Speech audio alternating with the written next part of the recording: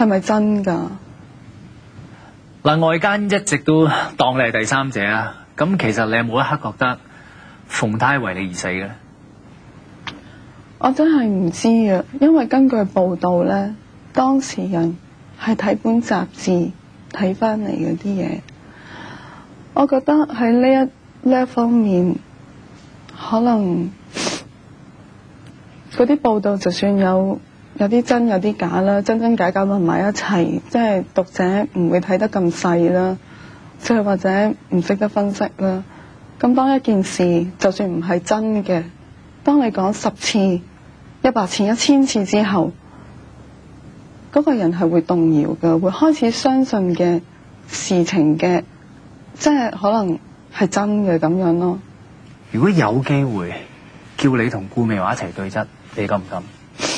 我冇問題，我覺得咁樣仲會比我哋係通過傳媒一舉一答會好好多咯。有咩令到你有呢一個勇氣？我從來都唔覺得我喺度逃避緊件事。如果我有佢個電話號碼，我會主動聯絡佢，同佢講清楚。我亦都好想知道到底佢哋家庭之中發生咗啲乜嘢事，點解會將我牽連喺呢一件事裏面。佢都講過話我睇翻啲報道話佢指個第三者係喺生日嗰日想佢最想收到嘅生日禮物係佢妹妹嘅死。但係我覺得第一，我根本就唔識得馮太嘅，我根本冇必要係會想佢死。第二，我係覺得一個正常人係唔會講得出呢一番說話。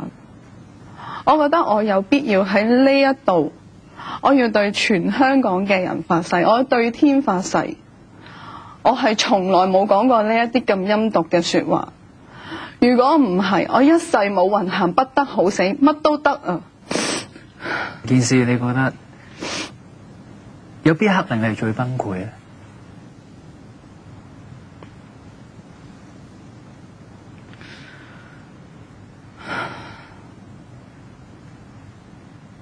好難答啊，因為其實我崩潰咗都幾次嘅。其實每一次嘅報道出嚟，我都覺得好難接受，即係點解我一路都唔可以出聲去解釋件事。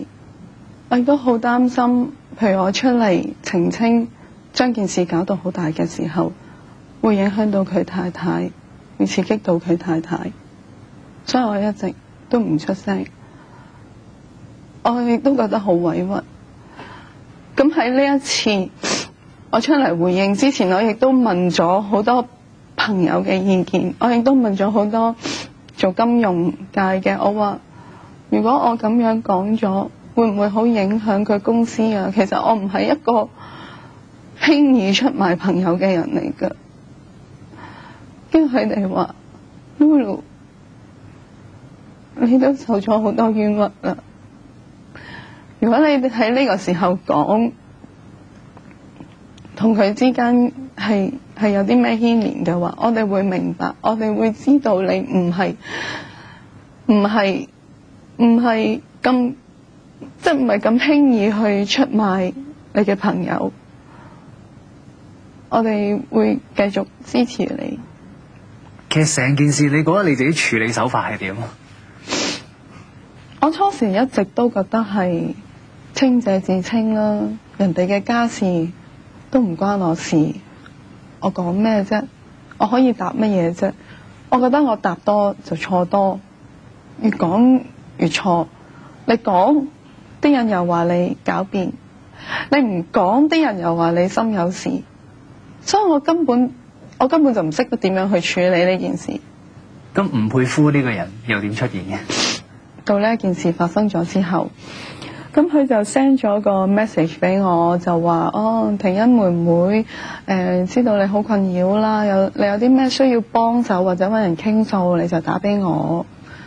咁當時我喺最脆弱嘅一刻，我 feel 到有人關心我覺得好 touch 啊，我覺得好感動。咁我就即係想打個電話翻去多謝關心。咁我打俾佢之後，佢就話喂，我幫你準備咗2道符喎，你過嚟攞啦。跟住我話樓下好多記者啊，我遲啲先啦。多謝晒你。佢話你知唔知啊？咁樣咧啲怨氣好重㗎。我幫你做啲法事啊，咩啊，你快啲過嚟啦。我話過一段時間我嚟揾你啦，好多謝你咁樣。跟住點知第2日就有週刊就話我主動聯絡佢，我好驚，叫佢幫我做法事咁樣。咁中間其實到底係啲傳媒就出現咗問題啊，定係各位師傅出現咗問題啦？我嗰度我就唔知啦。既然而家咁多謠言、咁多傳聞，你會唔會保留一個權利去追究呢？我會啊！呢一次嘅訪問之後，我所有嘢都會保留翻個法律嘅追究權利。其實我喺美國翻嚟之後嗰一段時間呢，我上個星期翻嚟嘅，咁亦都聯絡咗好多律師啊，咁樣其實一切嘅嘢已經喺度部署緊嘅啦。人生過好多歷程啊，咁我哋每件事當上一堂啦。咁你今次學到點啊？會啊，其實呢件事都係我人生之中嘅一個好大嘅挫折啦。我以後即係我諗我識人方面會小心啲啦，珍惜身邊嘅朋友啦，跌低咗要盡快企返起身，所有嘢都要勇敢咁樣面對。咁以後我就會專心工作。假設因為呢件事件令到你唔可以繼續喺娛樂圈發展，你有咩感覺？我都會覺得好可惜㗎，但係天無絕人之路嘅。如果個天閂咗一道門，佢一定會為你開返另一道門嘅。咁你有冇諗過行出呢個門口之後，你要面對啲咩環境？我覺得我最緊要係要面對到自己，人哋點樣睇我已經唔重要噶啦，因為一個人冇可能係可以令到全世界啲人都中意你嘅，只要有人中意你，就會有人憎你。總之我對得住自己，對得住天地良心，我就可以行得出呢一道門。好，多謝多謝。唔該晒，thank you。